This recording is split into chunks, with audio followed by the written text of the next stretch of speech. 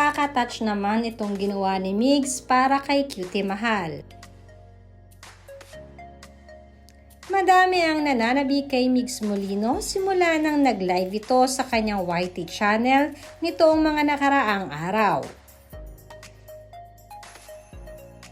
Kaya naman, hiling ng mga kabunsoan at kamamigs na dalas-dalasan pa ni Migs Molino ang pagla-live dahil sobrang dami ang nakakamiss sa kanya.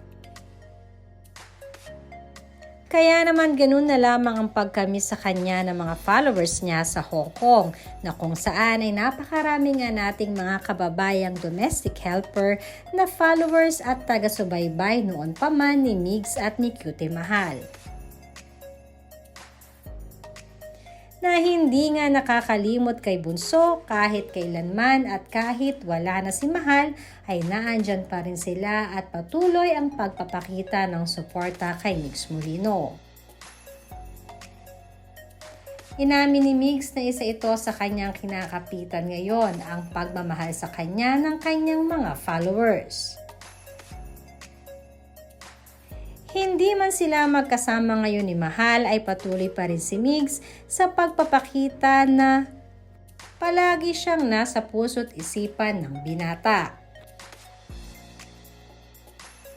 At patungkol nga sa aming napag-alaman na during Migs presentation sa kanyang naging meet and greet sa bansang Hong Kong ay mismong si Migs Molino pala ang nagpa-personalize sa mga t-shirts ng kanyang mga supporters.